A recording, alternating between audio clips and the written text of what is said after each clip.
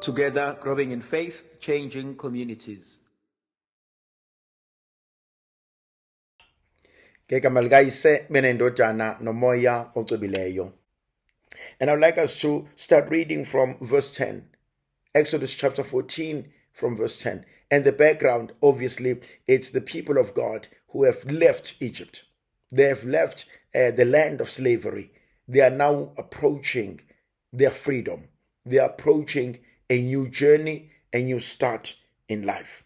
In verse 10, when Pharaoh drew near, the people of Israel lifted up their eyes, and behold, the Egyptians were marching after them, and they feared greatly. And the people of Israel cried out to Moses. Now, you remember there were the 10 plagues in Egypt. And eventually Pharaoh allowed them, he let them go. He said, Hamban ngoba abantu bami bayashona bayafa. Kodwa nambani niyokwenza lokhu uNkulunkulu wenu afuna ukuba nikwenze. But then you go back and you read the text that the Lord hardened the heart of Pharaoh and he pursued them. He couldn't let go of them that easily. He went out after them to bring them back, to say, I cannot just let go of these slaves. I need them back to come back and work for me. Or I want them to be killed. I don't want them to be free. And that's one thing I also want to talk about. What are the things that are holding me behind? What are the things that are preventing me from being the best I can ever be? Iziphi izinto ezingidonsela phansi? Iziphi izinto ezingilimazayo? Iziphi izinto engafuni ukuba ngiqhubeke? What are the things? We are reflecting on Exodus chapter 14 and from verse 10. And we are looking at this crossover. And as the people of Israel want to cross over from Egypt into the new promised land, into a new beginning, into a new start, Pharaoh pursues them. He wants them back. He cannot let go of them. But we know that he doesn't want them because he values them. He wants them because they are his slaves. And so I want to ask, what are the things that are preventing us as a family, that are preventing us as a couple, that are preventing me as an individual from being better, from letting go, from growing, from achieving that which I know I'm capable of doing? Uyabona kwesinye isikhathi wawuye uzwe abazali bethi uyabona nje usibanibani mangasanayeke labangani bakhe izinto zakhe zingalunga. And often you will hear bethi futhi namanje uyabona ever since usibanibani came into your life, when your things are just not okay. But you know what this demands of us, dear friends? It demands that we become honest with ourselves. It demands that we become honest with ourselves and say, what are the things that are preventing me from being the best? Looking back into my life, what are the things that I should do differently moving forward into the new year? Iziphi izinto engimele ngizigweme?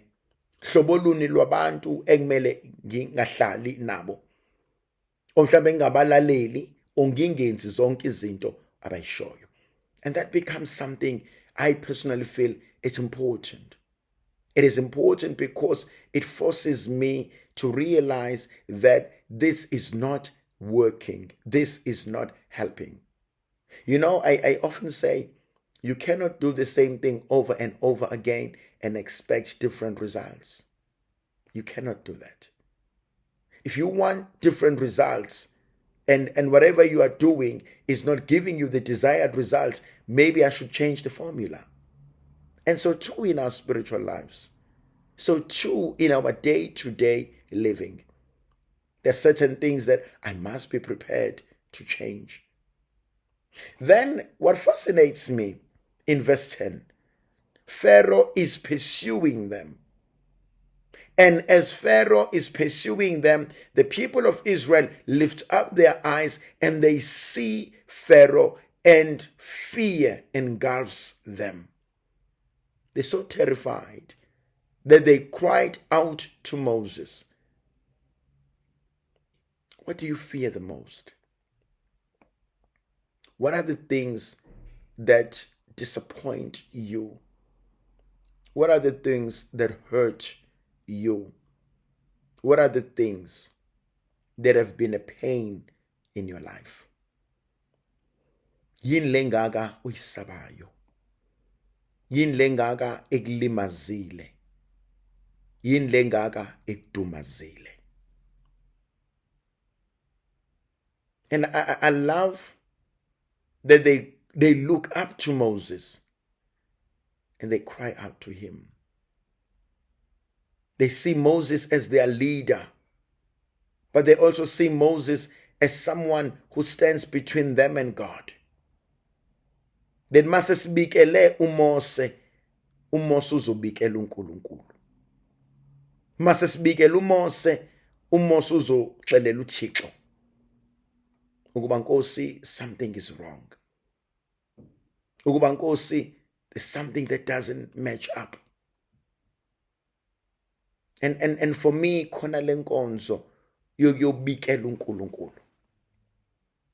Khona lenkonzo that we need to do from time to time, and we say, just give me some time. Ngisafuna ukuyobikela uNkulunkulu le ndaba. And we must create that space. We must create that environment where I'm able to go and talk to God about everything. Where I'm able to go and talk to God and open up and share with God my deepest pains, my deepest longings, my concerns, my fears, my insecurities. I must be able to go to God in prayer. And that becomes an open, innocent prayer, where I'm able to share with God what's going on in my life. And so in verse 10, I find this absolutely amazing, that they are scared and they're not willing to not talk about it. Because the danger is we go through so much and we're not willing to talk about it. We are scared to talk about it. Or there is no environment to talk about it. In our families, I mean, if we are to be honest, how often do we talk about real stuff? I'm not talking about when things fall apart. I'm not talking about when parents are shouting at the kids. I'm not talking about when people are being reprimanded. No, I'm not talking about that. But I'm talking about how many of us can sit down as a family and actually, I call it checking the pulse. Check the pulse. How are you doing? Imagine if we sat around the room before the year ends and we just sat down and we gave each other 2 hours. And as a family, and we sat, depending how big your family is, and you actually said, how has this year been for you? And you're not looking for good, bad answers. No. I want more than that. How has it been? How are you feeling? What are your hurts? What are your disappointments? What were the illusions? What are your hopes? What are your expectations? How do you feel about the next year? Imagine if we sat down as a family and we actually gave each other time to talk, to be honest, to share, and to realize kahle kahle kwenzakalani. Do you know ukuthi today is the 31st of December? Khona abanye abazali abangawazi ama-results ey'ngane zabo. I'm not talking about the matriculants here. Ngikhuluma ngabanye abafundayo. Till now abanawo ama-results abantwana. Because abantwana bawalethile. It's not because kokiwe. But there is no, that relationship is not there. And that communication sometimes is not there. And I don't even know ukuthi kwenzakalani empilweni yakho, abazi nabo kwenzakalani empilweni yami. Khona lento that has been going on, I don't know if it's still going on, we listen, we don't judge.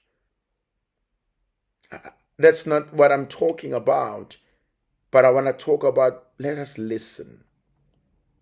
Let us sit and let's be present. And especially as someone opens up, as someone is willing to say, this is me, this is how life has been. You know, one of the saddest things in life is that people go through so much and sometimes they are not heard. Because we're so busy. We've been so busy. And if you realize that there hasn't been any time to rest. Asibanga khona isikhathi sokuthi ukuphefumule, asibanga khona isikhathi sokuthi ube ukwazi ukuzenzela ezinye izinto. No, it's just been one rush after the other. And maybe that's also another time to say, you know, I think I'm tired. I think I'm exhausted. I think it was too much for me to do. There was just so much on my plate. How can we work with each other so that next year becomes a little bit better? And kwesinye isikhathi siyitshela ukuthi abantu are okay. We're like, uSibanibani have a strong, uSibanibani got this under control. Well, they do because they have no any other option. So I like the concept that as they looked up and they saw the Egyptians, they were terrified and they cried out to Moses. They did not bottle things up. They were willing to talk to Moses about whatever was disturbing them. They were willing to share with Moses their fears. Now let's move on and look at verse 11. Now in verse 11, they said to Moses, is it because there are no graves in Egypt that you have taken us away to die in the wilderness? What have you done to us in bringing us out of Egypt? Abengekho namathuna. Abengekho namangcwaba. eGibhithe ukuba ufune sife ukufa okubuhlungu kangaka na. Abengekho ni amangcwaba ukuba ufuna sizofela entabeni. And it's one of those painful experiences. They see death and they're scared. They see death and they start complaining. They see death and they start fighting with one another. I once read something absolutely interesting. There were two buckles. One buckle was full of black ants, and the other buckle was full of red ants. Eyodwa ibhodlela linamatsheketshe, elinye ibhodlela linentuthane. And one person opened one buckle, opened both buckles by the way, but took one with black ants and he poured them gently into the red ants. And he left them, and nothing happened. They mingled and they continued, and nothing was going on. And after some time, another person came in. The bottles were closed, and this bottle, they had black ants and red ants, and started shaking them. And then waited there. And they started fighting. The black ants and the red ants were fighting. They fought. They killed each other because they thought impi ingaphakathi. But the truth of the matter, babengaqhathwanga umuntu. Abakaze baxabane bona. Umuntu ongaphandle who shook the bottle. And then base beyabulalana. Now ngibuka abantwana bakwa Israel. They blaming God. They blaming Moses. Not because they didn't want their freedom. They were scared. They wanted their freedom, but they were scared. And sometimes we do things like that. NgesiZulu ke kuthiwa iyasiluma isandla esiphakelayo.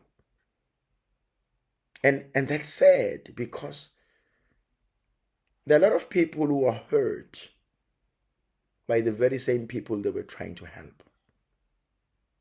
There are a lot of people who are hurt by the very same family they've been trying to serve so faithfully. And because sometimes they feel as if they are not appreciated, they are not valued, they are taken for granted. And sometimes we need to be honest with ourselves. The people who've always been here for this family, how often do we appreciate them? How often do we tell them, I'm grateful and I'm grateful to God and thank you, Lord, for that? And that's something we need. It's something we need to go back to. It's something that we need to be grateful to the Lord about. Then Nkosi uJesu ngiyabonga ngabantu who have helped me in my life. Ngiyabonga ngabantu who have been a great part of my life.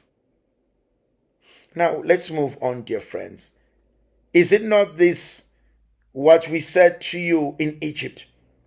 Leave us alone, that we may serve the Egyptians. For it will have been better for us to serve Egyptians than to die in the wilderness. Yabona, I think one of the things that we should pray for is to pray against the spirit of fear. Kunama Egyptians who continue to control us in our minds. But I look at what goes on in here. And as I look at what goes on in here, in their minds, they are saying that they are asking themselves something absolutely interesting. They're saying, should you not have left us? And we asked you to leave us. And you're not willing to leave us. We will have died in Egypt. Every other thing will have been better in Egypt. And Moses says, it's not true. Why are you not willing to trust God for your future? Ungafuni ukusalela entweni engeke ikuphilise. Ungafuni ukusalela entweni engeke ikunikeze amandla kaNkulunkulu. In every other thing that you do, trust that the Lord will give you that which you need. Ask the Lord to do that. And it is the Lord who guides his people. It is the Lord who serves his people. It is the Lord who will always protect his people. Kunalento ebalekile thandwa zami. Learn to cut the cord. learn to cut the cord. And it is important. It is crucial. Funda umethemba uNkulunkulu and move away from that which is destroying you. Move away from that which is destroying your life. And umethemba uNkulunkulu ukuthi Nkosi angisakwazi ukuhlala eGibhithe even though belingenzela izinto kodwa angisakwazi ukuhlala eGibhithe manje sengifuna ukuya endaweni enhle nengcono ongibizela yona. Then there's something I also want to look into. Moses said in verse 13, do not be afraid. Fear not. Stand firm and see the salvation of the Lord, which he will work for you today. For the Egyptians whom you see today, you shall never see again. And that's the word for today. Do not be afraid. Stand firm. Do not be afraid and stand firm and see the salvation of the Lord that he will work out for you today. That's the word for today. Verse 13. Do not be afraid. Ungesabi. Methemba uNkulunkulu. Buka uJehova ekulwela. Do not be afraid. Stand firm. See the salvation that God is working out for you. That's what I want to say to you today. In everything that you go through, in everything that happens, do not be afraid. Stand firm. Look at the salvation that the Lord is working out for you today. Ungesabi. Methemba uNkulunkulu. Buka usindiso akwenzela lona. I wish you can write that down in your journal. I wish you can write that down in your status. I wish you can write that down as the last word that the Lord wants you to know. It's the last word that the Lord is ever saying to us today. Do not be afraid. Stand firm. And look at how God, look at the salvation that the Lord is working out for you. Ungesabi. Imisibindi. Methemba uNkulunkulu. Buka usindisa zokwenzela lona. Yabona ithandwa zami, I don't know how often we can say this, but I wish you can believe it. Ungesabi. Do not be afraid. You may not have all the answers. It may not make sense. You may not be able to stand. But I want you to know this. Do not be afraid. Stand firm. Ungesabi. Yima isibindi. Methembe uNkulunkulu. Bukela uNkulunkulu ekulwela. Yibona kunezinto uNkulunkulu azokwenzela zona. Ngeke wazi ukuthi kwenzeke kanjani. Ngeke wazi ukuthi how did I get here? How did I get out of here? How did I survive this? You will never know. Kodwa ngiyacela ukuthi kukona konke ake umethemba uNkulunkulu. Kukona konke ake umethemba uNkulunkulu. First Samuel chapter 7 verse 12 and 14 uthi Ebenezer uthi Nkosi wena uthembeke kuthina kwaze kwabala.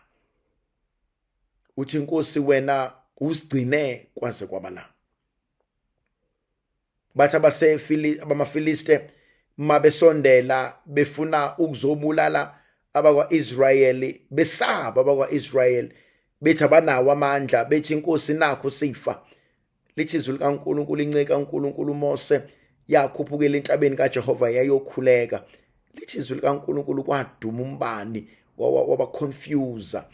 Sometimes uNkulunkulu uthi menza izinto we confuse enemy. Ubona izitha zakho seyixabana zodwa. Ubona izitha zakho seyizondana zodwa. Haw laba bebehlangene ngami, laba bebengise inkantolo, laba bebefuna uqeda ngami, laba bebefuna ukungilimaza, namhlanje bona bangasafuni. Namhlanje bona bangasahambelani. Namhlanje bona sebebulalana. Namhlanje sekuyingane zabe kwenzeka ukuthi bona angibathakathanga. Ngabikela uNkulunkulu and uNkulunkulu wazizwa inyembezi zami. Ngiyafisa sando sami, whatever you are going through, I just want you to do not be afraid. Trust God. Stand firm. Even when it's difficult for you to trust God, even if it's difficult, I'm asking you. It may be difficult. It may be something you don't want to deal with. It may be something you're not ready to look into. It may be something you're saying to yourself, I've done this before, but it doesn't work. And I'm telling you, the last word is found in verse 13 for me. Do not be afraid. Stand firm. Look at the salvation of our God. Ngisabi yimisibindi buku uNkulunkulu ekulwela. Kwesinye isikhathi akuve kubalekile uvedana udedele uNkulunkulu uthi Nkosi sengicela kuba wena othatha indawo yakho. Nkosi sengicela kuba wena olungisa zonke izinto. Nkosi ngicela kuba wena ohlala kanye nathi. And that's the last word for today. Do not be afraid. Stand firm and trust God.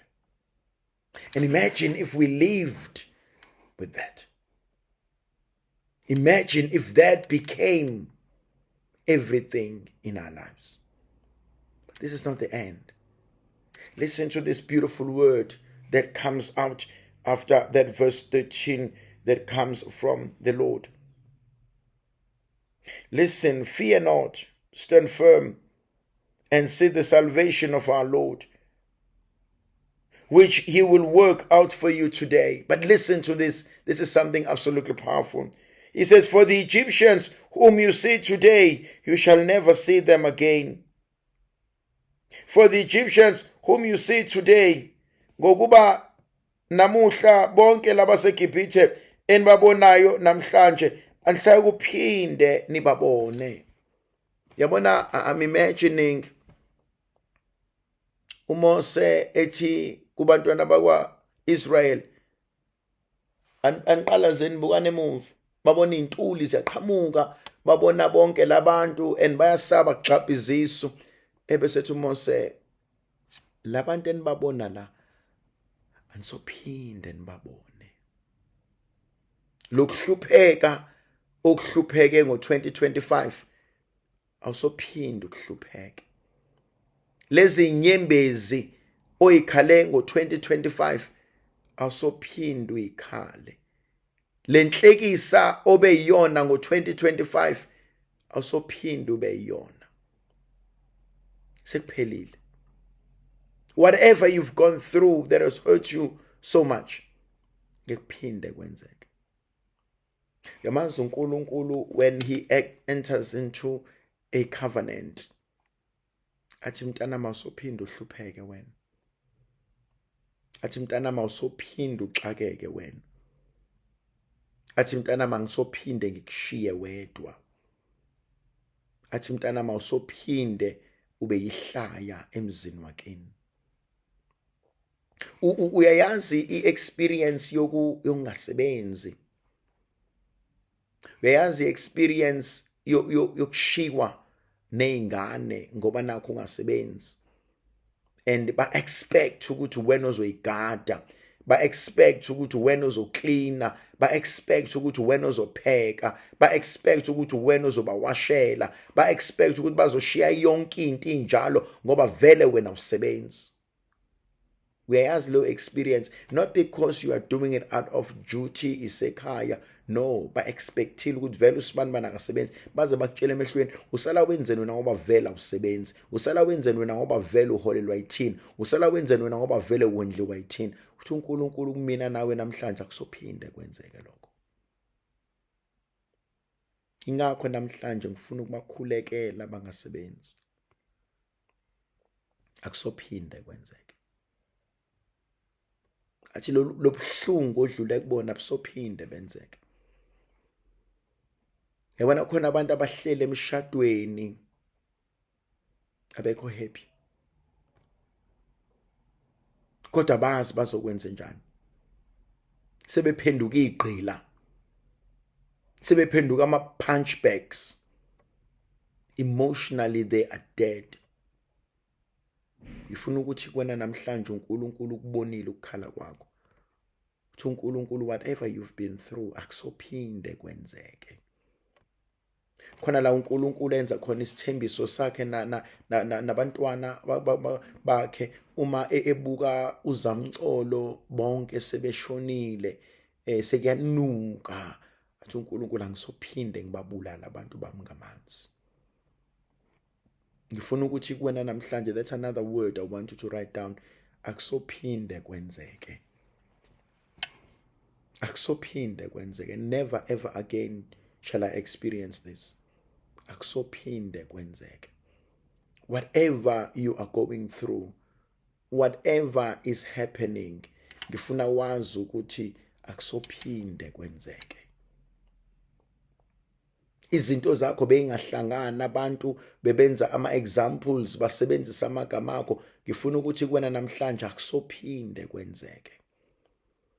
Bewufika kuma-interviews and be rejected. Ngifuna ukuthi kuwena akusophinde kwenzeke.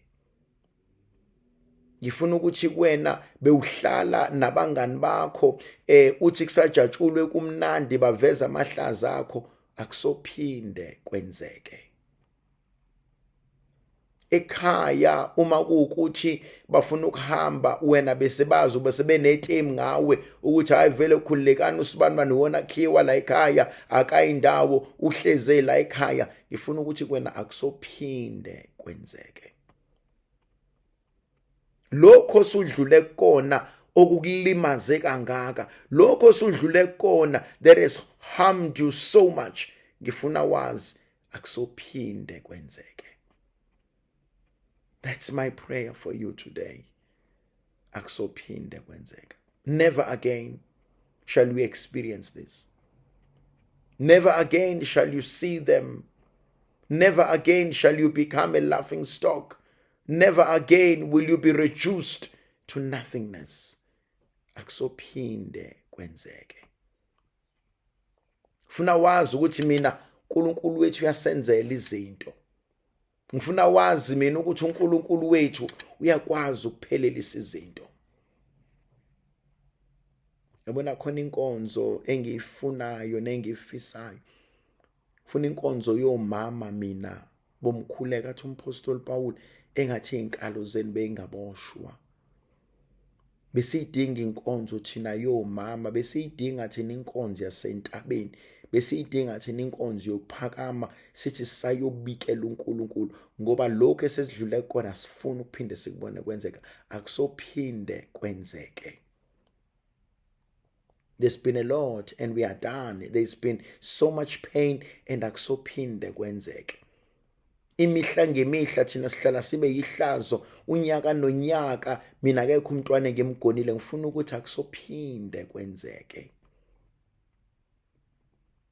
Siyamcela uNkulunkulu, izimo ziyacetshwa somcela uNkulunkulu sithi uNkulunkulu somandla, it's enough. Ngiyacela, ngenelela, phakama, ngiyacela, yenza inkonzo ipheleliswe empilweni zami. Uthi namhlanje uMose uthi labantu enibabona la anisophinde nibabone. Uthi lolu sizo oluthole kulonyaka awusophinde ulithole. Uthi le inhlambo othukwe ngazo awusophinde uyithole. Uthi le inyembezo oyikhiphile awusophinde uyikhiphe. Akusophinde kwenzeke. Mina uNkulunkulu engikholelwa kuyena uNkulunkulu othi ngekuphinde kwenzeke. That never again will you experience this.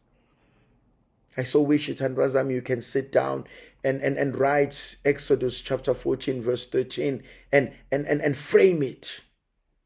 Embroidery and frame it and make it there and make it every other thing that you've ever needed, and see amandla kaNkulunkulu ephelele empilweni yakho, and wazi igama elilodwa ukuthi akusophinde kwenzeke. And umbuka uNkulunkulu ekwenzela imangaliso, umbuka uNkulunkulu ekulwela, umbuka uNkulunkulu ekulungisela, umbuka uNkulunkulu ephelelisa zonke izinto, and realize akusophinde kwenzeke. Uthi namhlanje uNkulunkulu buka, uthi lokho okubukayo uthi ngekuphinde kukulimaza. Uthi buka lokho okwenzakalayo uthi akusophinde kwenzeke. And that for me becomes everything. And ngiyafisa umazi ukuthi akawaqamba amanga. Ngiyafisa ukuthi umazi if he has said it, it will become a reality. Let's do that again. And Moses said to them, and God says to you, and he calls your name, fear not, stand firm, and see the salvation of the Lord, which he will work for you today. For the enemy whom you see today, you shall never see again. You will never see again. Verse 14, the Lord will fight for you, and you have only to be silent. My God. The Lord will fight for you, and you will only have to be silent. uJehova uza kulwela wena thula. Kuthi angithi akufunda ukuthula ubuke uNkulunkulu ekulwela. Ake ufunde ukuthula ubuke uNkulunkulu ekulwela. Ake ufunde ukuthula ubuke uJehova ekwenzela imangaliso. That's all I want to say. Ungafuni ukumsiza uNkulunkulu, kodwa dedela uNkulunkulu akulwele lempi. Listen to what the Lord says in verse 15. Why do you cry to me? Tell the people of Israel to go forward. Lift up your staff and stretch out your hand over the sea and divide it, that the people of Israel may go through the sea on dry ground. Yazi uNkulunkulu uyangimangaza mina in verse 15. Uthi, why do you cry to me? Move forward. Ukhalelani. Qhubeka. Ungesabi. Athi phakamisa induku yakho. Now he says something no one will have ever thought. Athi abantwana baka-Israel bazohamba emhlabathini owomileyo. No one can ever experience that. No one had ever known that. Yazi uNkulunkulu unecebo azolidala uma esefuna ukusindisa impilo yakho. uNkulunkulu does not follow protocol. uNkulunkulu does not follow the normal procedure. Uthi bona phakamisa induku. Labo hamba nabo bazonqamula esihlabathini esomileyo. Lolu lwandle olubukayo mina ngizolidabula phakathi.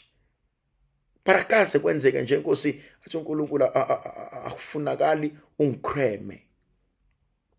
I think sometimes the mistake we do siyamcreme uNkulunkulu. I think sometimes the mistake we do sisitshela ukuthi uNkulunkulu uzokwenza ngokucabanga kwethu. No. asikamclaim uNkulunkulu. Asingayitsheli ukuthi siyamazi uNkulunkulu. Asingayitsheli ukuthi sine solution. Asihlaleni uNkulunkulu sisho ukuthi but wena Nkosi you know better. But wena Nkosi you do better. But wena Nkosi you prepare better. Thina namhlanje uNkulunkulu engane ngiyakutshela nje bazohamba esihlabathini esomileyo. But ngiyalithanda lela lishoyo athi move forward, athi go forward. Ungayeki ukuhamba, qhubeka. Ungathuswa abantu, khalelani athi go forward. Lift up your staff and stretch your hand over the sea and divide it, that the people may go through the sea on dry ground. And I will harden the heart of the Egyptians, so that they shall go in after them, and I will get my glory over Pharaoh and all his host and his chariots and his horsemen, and all the Egyptians shall know that I, the Lord your God, have gained glory over Pharaoh and his Egyptians. Ngiyayithanda lento uNkulunkulu ayishoyo. Uthi yazi uNkulunkulu, ungamclaim uNkulunkulu ngelinye ilanga. Uthi nina nizohamba emanzini emhlabathini owomileyo. Athi kodwa labo abanilandelayo ngeke badabule. Ngicela ukuyisho lento. Uthi uNkulunkulu nina nizohamba emhlabathini owomileyo. Kodwa abalandelayo ngeke basahamba emhlabathini owomileyo. Bona laba amagagasa azobabulala. I'm not sure noma you understand it engifuna ukuyisho. Ngifuna ukuthi iplan is for you, not for anyone else. Uthi uNkulunkulu nina nizohamba emhlabathini owomileyo. But as for your enemies, no. What I'm providing is a solution for you. Laba abanye, don't worry about them. Ngizokwenza sure ukuthi awuhlupheki ngonyaka ozayo. But kanjani Nkosi, because I'm overqualified. But kanjani Nkosi, ngoba everywhere I go they reject me. But kanjani Nkosi, because but I'm old. But kanjani Nkosi, athi uNkulunkulu, I'm saying I will provide for you. Don't worry about the nitty-gritty. Don't worry about the fine writing. Don't worry about the how. Just know that I will do it. Mina nje ngizokwenza. Ukuthi kuzokwenzeka kanjani, it's not for you to worry about. Akudingi wena lokho. It should not concern you.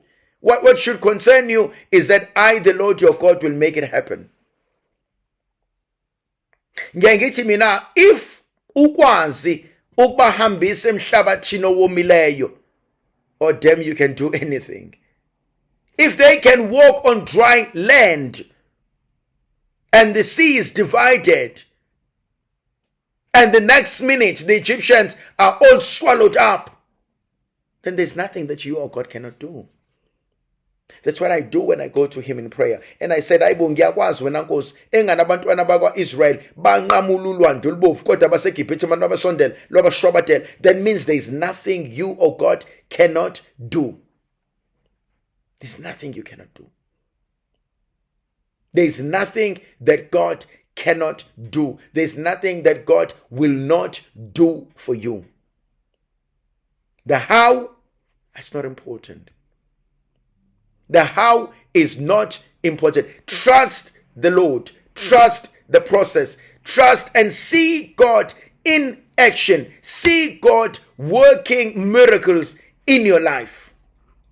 Uzonenzela. uNkulunkulu akuthembisile uzokwenza. Uthi namhlanje tshela abantwana bakaIsrael bangasabi.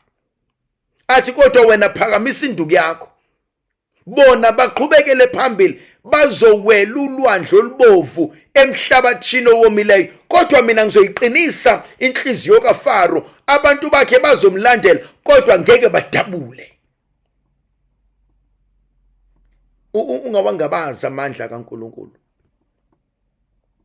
Uyabona, as we are crossing over, there's only one thing I'm asking of us to do. Do not be afraid. Trust God and see him working a miracle for you. Because the enemy you see today, you will never see again. Khuleko wami simple, ungesabi. Yimisibindi. Methembe uNkulunkulu. Mubuke kwenzela imangaliso. Ngoba lesitho sibona namhlanje asophinda usibone. Trust God. The how is not important. Just trust God. Mubuke uNkulunkulu ekwenzela amandla, mubuke uNkulunkulu ekwenzela izinto zakhe. Absolutely true, babu Jobe. Icebo likaNkulunkulu ngeshintsho. He will see us through it. As sithatha abantu bakaNkulunkulu namhlanje, and as we are crossing over, that's the word for today. Do not be afraid. Do not be afraid. And that's very true, Fatunkosi. Ours is to trust God. Yena uzongena nathi. Yena uzosenzela umusa. Yena uzohlala kanye nathi. In everything that we do, he will see us through it. Thandwa zami uNkulunkulu akahluleki. Ngeke uNkulunkulu athi sesenengihlulile abantu abami, ngeke ngizwe umzali ethi awumntanami ngeke ngihluleke mina ukukisa esikoleni, ngeke ngihluleke mina ukukulethela ukudla, ngeke ngihluleke mina ukunondla. uNkulunkulu usho njalo nje. uNkulunkulu ngeke ngihluleke mina ukukusiza wena, ngeke ngihluleke. No, mina ngeke ngihluleke. I'm telling you, I will do this with you and for you. And that's my prayer. Trust God. Athi nizodabula emhlabathini owomileyo. Athi kodwa isitha sakho sofuna ungena, sizofuna. Ngoba sibone wena, yabona ithandwa zami kunabantu abazofuna ukwenza into ngoba bebona wena uyenza. Kanti abazi wena ukuthi unama preconditions that you have met. Bazofuna nabo ungena bahambe kulomhlabathi owomileyo ngoba bebona wena ungena. Ingakho ngiyasaba mina ukulandela umuntu. Ngoba lento ayenzayo iyamsebenzela yena. Kodwa ngwazi ama preconditions anawo noNkulunkulu wakhe. Kanjalo nabaseGibhithe balandela abakwaIsrael kodwa bawazi ama preconditions ukuthi baze bahambe emhlabathini omanzi uthe noNkulunkulu kubona. Ingakho bona mase bengena amanzi ayabashobadela abaqede. Ungayifuni impahla yomakhelwane wakho. Sho njalo umthetho lishumi. Funa ukuphila impilo yakho. Ungayifuni into yomunye umuntu ngoba wazi ama preconditions. Awazi ukuthi hayibo wena uzungene uhambe emhlabathini owomileyo kwenzakaleni. Wena uNkulunkulu wakwenzela lokhu, wena kwenze ungayifuni, ungayikopishi impilo yomunye umuntu. Ngoba wazi ukhulume wagcinaphi noNkulunkulu wakhe. Awazi. I have no idea ukuthi ukhulume wathini noNkulunkulu wakhe. uNkulunkulu owaziyo. Wena nje kumele ungene nakho, it's Exodus chapter 14 verse 13 and 14. That's all. Stand firm. Do not be afraid. Trust God. That's all we need to do. Stand firm, do not be afraid, and trust God. And ubuke uNkulunkulu ekulwela. Ubuke uNkulunkulu ekwenzela umusa wakhe. Ubuke uNkulunkulu eba indoda yeqiniso. Ngegama likaYise benendodana nomoya ocwebileyo. Amen.